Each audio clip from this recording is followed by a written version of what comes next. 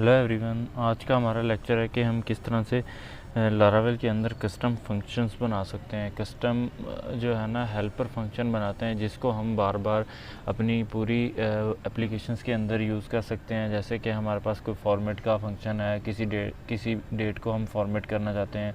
इसी तरह हमारे पास बहुत सारे फंक्शंस बहुत सारी जो है ना ऐसा कोड होता है या ऐसी फंक्शंस हम बनाते हैं जिसको हम बार बार यूज़ करते हैं।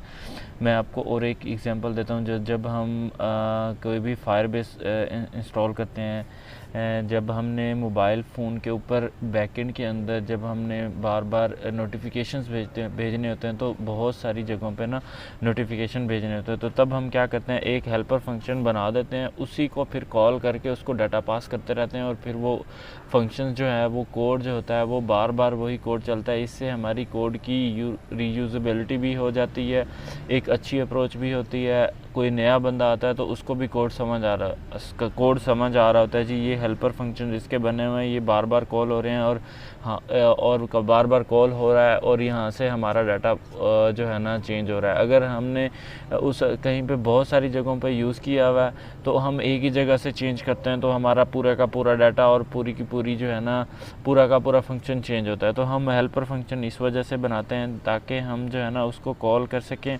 कॉल करने के बाद उसी को डाटा पास करें और हमारा कोड की रीयूजेबिलिटी हो जाए। तो हमारा इस वजह से हम जो है ना हेल्पर फंक्शन बनाते हैं। तो हम लारावेल के अंदर किस तरह से बनाते हैं और किस तरह से हेल्पर की फ़ाइल बनती है और कहाँ पे हमने उसको रजिस्टर करना होता है, ये हम देखते हैं। आ जाएँ तो मैं अपने जो है ना प्रोजेक्ट को VS कोड में ओपन कर लिया। यहाँ से आपने जो है ना कोई भी हेल्पर फंक्शन बनाना है तो आपने जाना है ऐप के अंदर। यहाँ पे आप एक तो ये अप्रोच है कि आप यहाँ पे डायरेक्ट बना सकते हैं, ठीक है।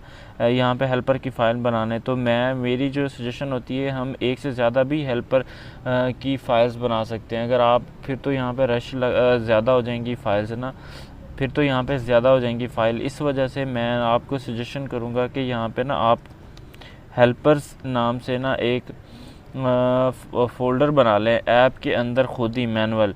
ये जब आपका फ़ोल्डर बन जाएगा इसके अंदर जो मर्ज़ी फ़ाइल आप बनाते जाएं वो आपकी इजीली बनती जाएगी। एक फ़ाइल बनाएं, 2 फ़ाइल बनाएं, 3 फ़ाइल बनाएं।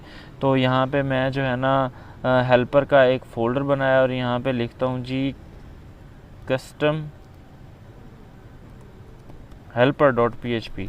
ये एक फ़ाइल बन गई मेरी कस्टम helper.php। यहाँ पे मैं क्या करता हूँ जी PHP को स्टार्ट कर लेता हूँ, ठीक है। और यहाँ पे अब मैं क्या करता हूँ जी इको करवा लेता हूँ जी। इको के आगे मैं हेलो पास करता हूँ और मैं देखता हूँ अब ये क्योंकि हेल्पर फंक्शन है ये हमारी एप्लीकेशंस के अंदर हम किसी भी फ़ाइल के ऊपर, किसी भी ब्लेड फाइल्स के ऊपर या किसी भी फंक्शंस के ऊपर इसको अगर हम इको करना चाहते हैं तो हम ये फाइल्स हमारी इको हो जानी चाहिए, ये हमारा इको नज़र आना चाहिए किसी हर जगह पे। तो इसको कहाँ पे रजिस्टर करते हैं, तो अब हम इसको रजिस्टर की बारी आती है। तो हमने सीधा जाना है, हमारे पास रूट डायरेक्टरी के ऊपर फाइल पड़ी हुई है कंपोजर डॉट जेसन और कंपोजर डॉट लॉग की फ़ाइल। हमने कंपोजर डॉट जेसन के अंदर आना है और ये आपने आने के बाद यहाँ पे ना आपको डिफरेंट सेक्शंस मिलेंगे ना सारे के सारे कि कौन सी फ़ाइल है किस तरह से है। आपने ना इसके अंदर ये ऑटो लोड वाली फ़ाइल्स के अंदर आना है। ऑटो लोड डेव में नहीं जाना, ऑटो लोड में आना है। यहाँ पे आने के बाद आपने ना यहाँ पे लिखना है फाइल्स इस तरह से, ठीक है। फाइल्स लिखेंगे, उस फाइल्स को ना आगे अरे पास कर देंगे इस तरह से और इसको यहाँ पे कोमा लगाएंगे, लिखेंगे इन्वर्टेड कोमास के अंदर फाइल्स के अंदर अरे पास कर देंगे। इस अरे के अंदर आपने ना ये जो अभी हमने फाइल्स बनाई है ना उसका आपने पाथ देना है इस तरह से। ऐप के आगे हमने जी बनाया है हेल्पर्स के अंदर हमने बनाया जी कस्टम, ठीक है। ये देखें हेल्पर, ये जो है ये हेल्पर ऐप के आगे फिर आपने देना है जी हेल्पर्स के अंदर हमारी जो फ़ाइल है वो हमारी फ़ाइल है जी, यहाँ पे हम लिख देते हैं जी कस्टम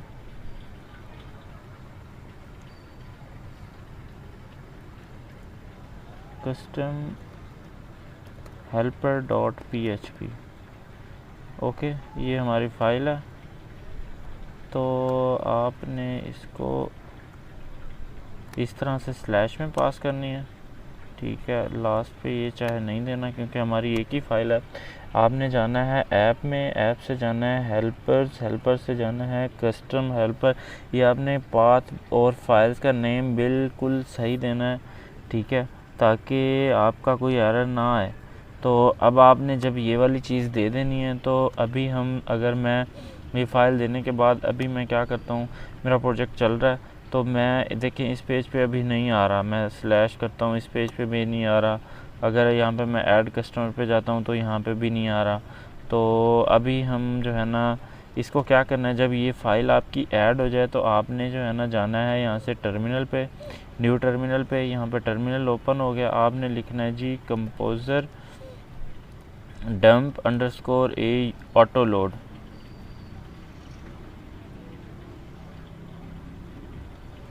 ठीक है, कंपोज़र ऑटो लोड की फाइल है, ये आपने जो है ना लगा देनी है। अब मैं इसको इंटर करता हूँ। ये जो है ना आपकी जो फाइल्स हैं इन सबको ऑटो लोड कर लेगा। जितनी भी फाइल्स हैं वो सारी की सारी इसने अगेन ऑटो लोड कर ली, डैम्प ऑटो लोड। अगर मैं अब जाके इसको रीलोड करता हूँ तो देखो हेलो जो है ना ऊपर आ गया हमारा, जो कि पहले नहीं आ रहा था। अब हमारी जो फाइल है वो यहाँ पे इंक्लूड हो चुकी हुई है। इसी तरह से अगर फॉर एग्ज़ाम्पल मैं एक और फाइल बनाता हूँ, मैं 2 फाइल्स इस वजह से बना के दे रहा हूँ ताकि आपको क्लियरली अंडरस्टैंड हो जाए।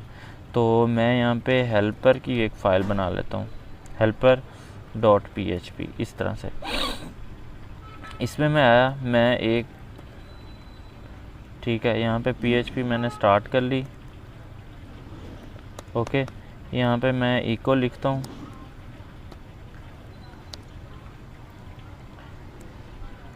इको मैं लिखता हूँ helper.php, ये ठीक है। अच्छा जी, अब मैंने ये फ़ाइल है, अब मैं रीलोड करता हूँ तो ये देखें ये फाइल नहीं आ रही। जब तक हमने ऑटो लोड नहीं करना और इसका पाथ नहीं देना कंपोज़र के फाइल्स के अंदर, तब तक कुछ भी नहीं हो सकता। अब आपने जस्ट आना है यहाँ पे, आप आके इस फाइल्स को इस तरह से कॉपी पेस्ट करना है, ठीक है। यहाँ पे आके आपने हेल्पर लिख देना है, ये कस्टम को ख़त्म कर देना है, ठीक है। आपकी helper.php है, अब आपने दोबारा इसको चला देना है, ठीक है। ये देखें ये दोबारा ऑटो लोड फाइल्स हो रही हैं सारी, ये हो गई। अब मैं दोबारा इसको रीलोड करता हूँ तो देखें हेलो वाली फ़ाइल भी एक्टिव है और कस्टम वाली फाइल्स भी एक्टिव है।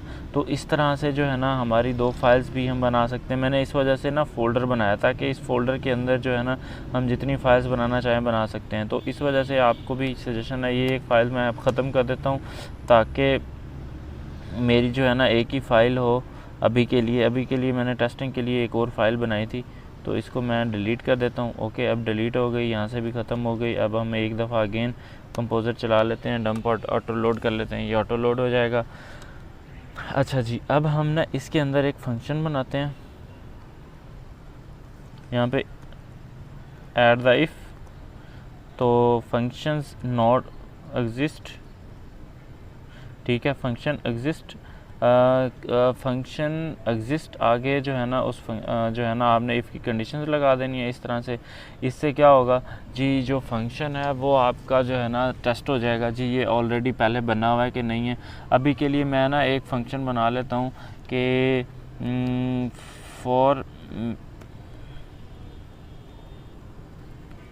फॉर्मेटेड अंडरस्कोर डेट का फंक्शन बना लेता हूँ, फॉर्मेट डेट का या फॉर्मेट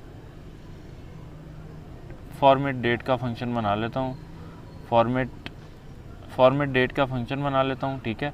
इस फंक्शंस के अंदर हम जो है ना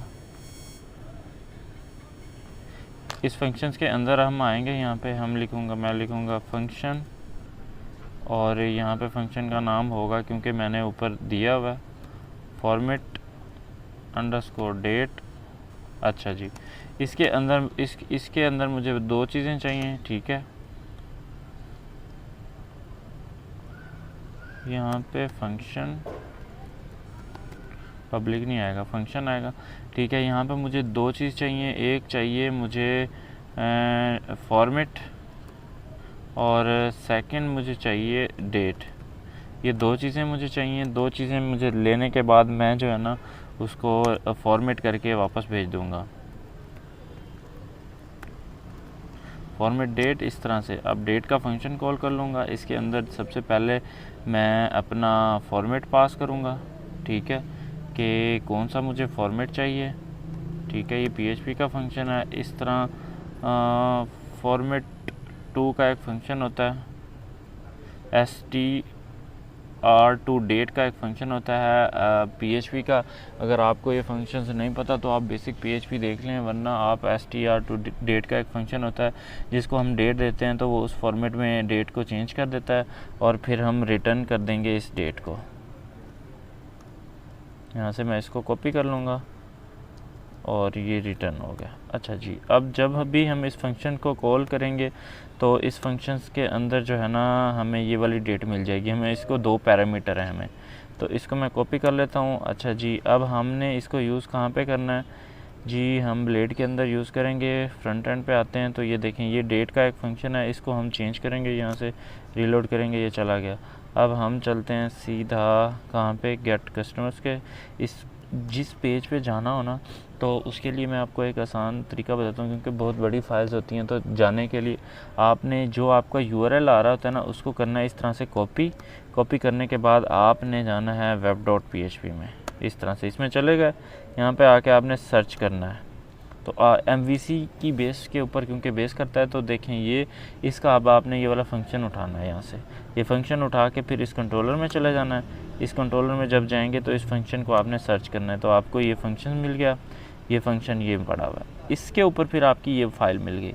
तो ये भी आपको एक मेथड पता चल गया कि हम किस तरह से ट्रैकिंग करते हैं उस पेज पे जाने के लिए। हम इस पेज पे आ गए।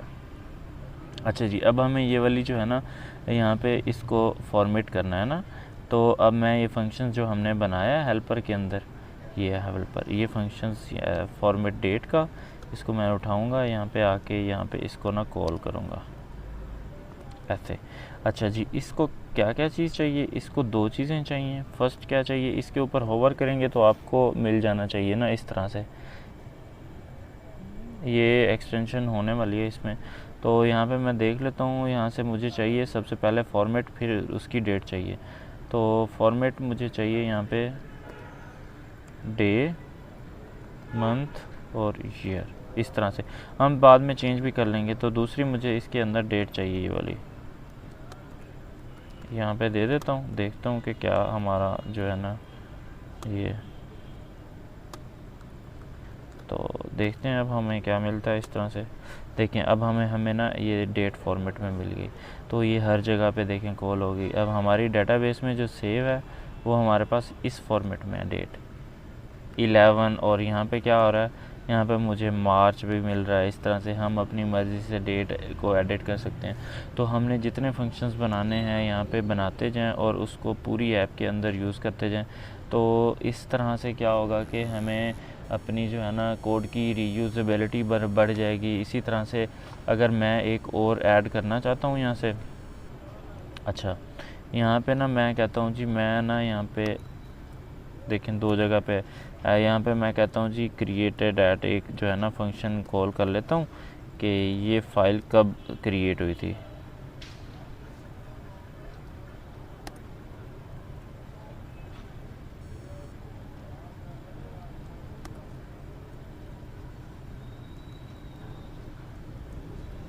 ठीक है, ये मैंने क्रिएटेड ऐड ऐड कर लिया। तो अब मैं यहाँ पे ना क्रिएटेड ऐड करता हूँ, कहाँ पे है जी, एक्शंस के बाद है। ठीक है, यहाँ पे ये वाला जो मेरा है ना, इसके बाद मैंने यहाँ पे एक TD लगाना है। ठीक है, अब मैंने सेम वही फंक्शंस बार कॉल करना है। ठीक है, यहाँ से वो फंक्शंस ले आऊँगा, ये वाला यहाँ तक लेके कॉपी करके यहाँ पे पेस्ट करूँगा। अच्छा जी, यहाँ पे क्रिएटेड ऐड को कॉल कर दूँगा।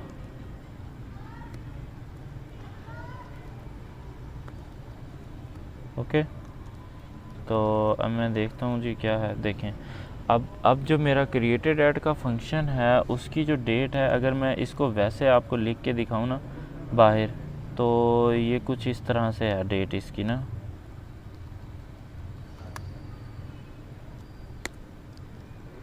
ये देखें कुछ इस तरह से उसका टाइम आ रहा है, वो चीज़ें आ रही हैं। अब मैं इसको ख़त्म करने के लिए जो है ना, मैं इस तरह से इसको ना इस फॉर्मेट में पेस्ट कर दूँगा। तो अब जो मेरा हेल्पर फंक्शन है वो देखें मुझे किस तरह से हेल्प दे रहा है, ये सारी की सारी। तो ये मेरा हेल्पर फंक्शन था, इस तरह से बनाए जाते हैं। Thank you so much watching my video.